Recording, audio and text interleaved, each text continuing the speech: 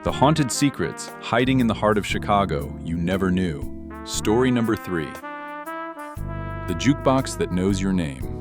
1958, Chicago. The Wayside Diner, mile marker 1 of Old Route 66.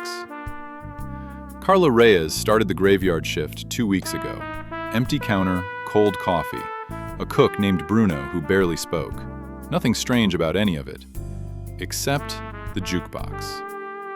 Every night at 2 a.m., without a single coin dropped in, it played the same song, a slow, aching tune nobody could name.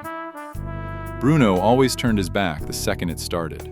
The regulars, 3 truckers who came in every night, pushed back their stools and walked straight out the door before the first verse ended. Nobody explained why. Nobody stayed to listen. Tonight, Carla was alone at the counter when 2 a.m. hit and the jukebox lit up on its own. She should have looked away like everyone else. She didn't. The song was beautiful, in a way that made her chest hurt. She found herself walking toward the jukebox, drawn in without meaning to move at all. She stood in front of it and listened, really listened. The song stopped, mid-note, mid-breath, like someone had lifted the needle by hand. The diner went silent. Every clock on the wall, 3 of them, all different brands, now read the exact same time, 2:13 a.m.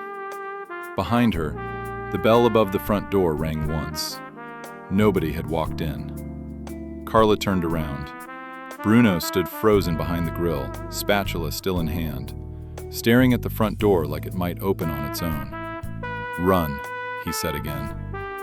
Quiet, flat, like he'd said it before to someone else a long time ago.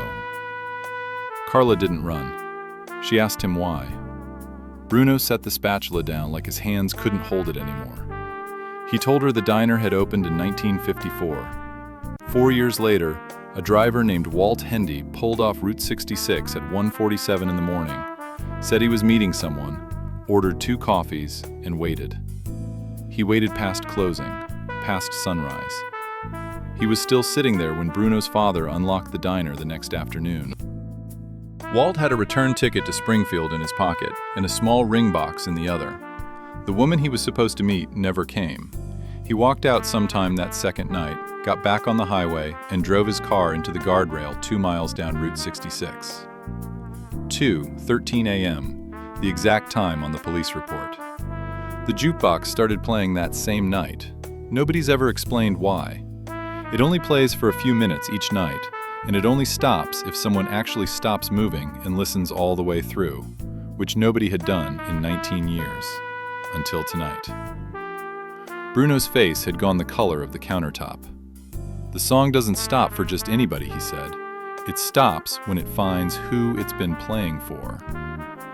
The bell above the door rang again. This time, the door was opening. The door swung open. No wind came through it. No bell swayed anymore, even though it had just rung. Nobody stood in the doorway. But the cold came in anyway, rolling across the floor like water. Carla felt it reach her ankles first. Bruno backed against the grill, both hands flat against the hot metal, like the pain was the only thing keeping him steady.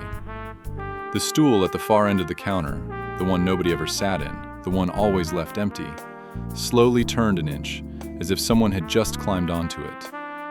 2 coffee cups Carla hadn't poured sat steaming on the counter in front of that stool. She hadn't made coffee tonight. She hadn't touched that pot in an hour. The jukebox lit up again, and this time the song played from the very beginning, slow and full, filling every corner of the diner.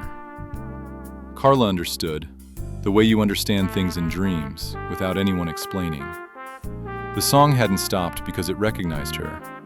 It had stopped because, for the first time in 53 years, someone had finally listened long enough for Walt to believe she'd arrived.